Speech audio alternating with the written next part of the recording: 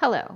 So I have this problem. I enjoy tuna, like the packets of tuna, but I have a really hard time eating it with mayonnaise. Like it tastes awful to me with mayonnaise.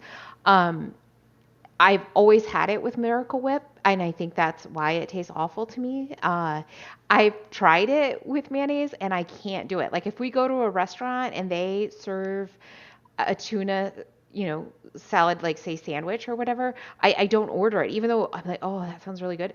I can't eat it because it's always with mayonnaise.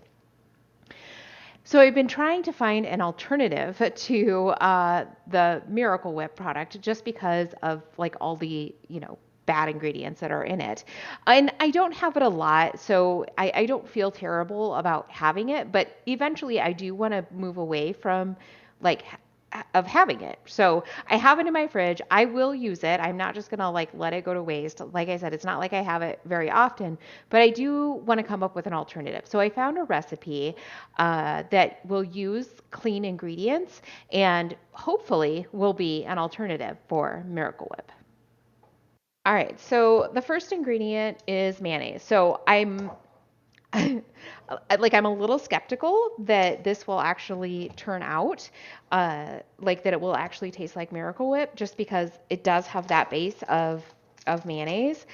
But I've had mayonnaise in some things that I'm like really surprised at how the flavor profile changes with those other things that are added into it. So I'm using Primal Kitchen mayo, which is made with avocado oil. And unlike the Hellmann's avocado oil mayonnaise, it actually is only made with avocado oil. It does not include other oils. In the Hellmann's brand, it's the first ingredient is avocado oil, but then it's like soybean oil and another kind of oil. I don't know. But so this is actually like a clean mayonnaise.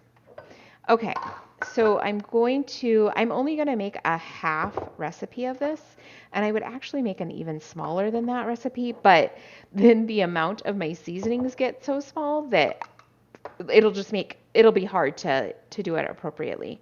So I need a half cup of my mayonnaise.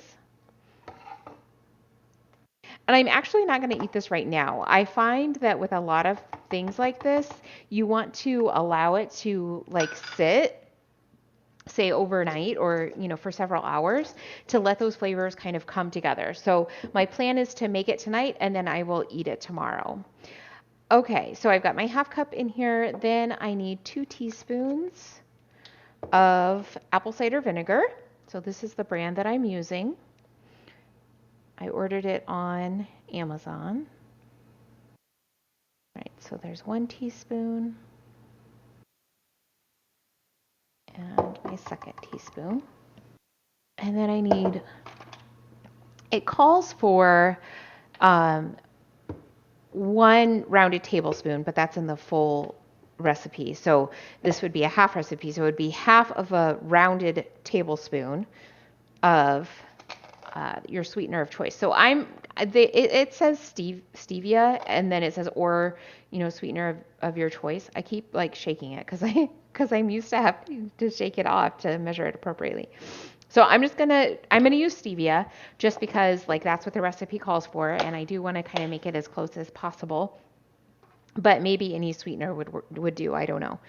Okay, so then I need some ground mustard, and I need 1/8 of a teaspoon of my ground mustard. So I gotta find one of my 8 teaspoons. I have a number of them. They just tend to get buried like underneath everything else because they're so small. Here we go. All right, so 1/8 teaspoon of ground mustard, which, and okay, there we go.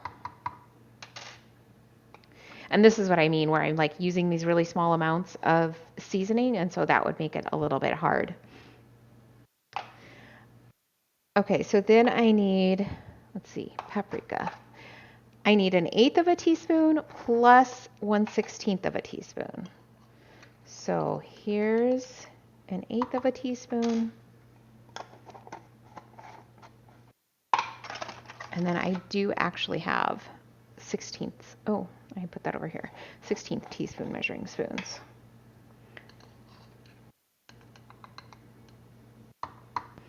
Okay.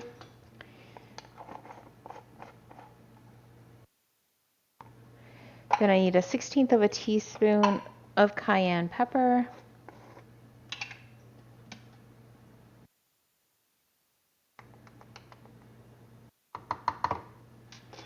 And a 16th of a teaspoon of,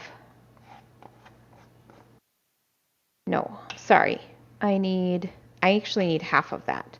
So I need 1/32 of a teaspoon. So I'm just gonna kind of measure out about half of this.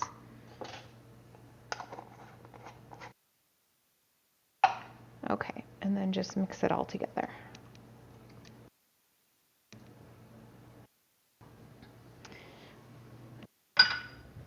All right, I'm gonna let this sit overnight and I'll be back.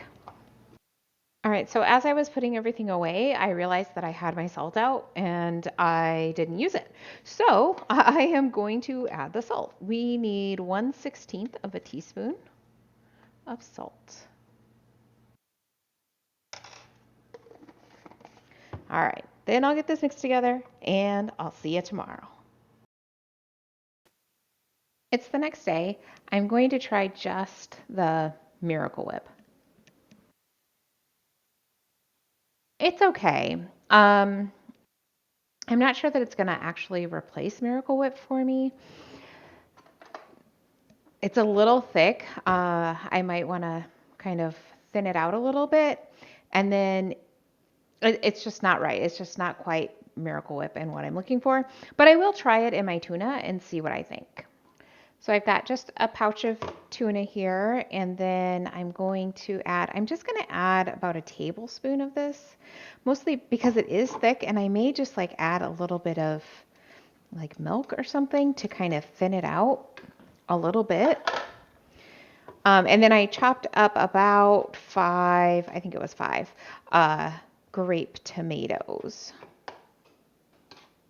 Okay, it seems like the liquid from my tomatoes and the little bit that was in that pouch of tuna has kind of thinned it out enough, so I'm not going to add any milk. Okay, I'm going to try this. That actually tastes really similar to tuna with Miracle Whip. That is kind of amazing. It in and of itself, it's not so much, but like with my tuna, it's really close. Ooh, I'm excited about this.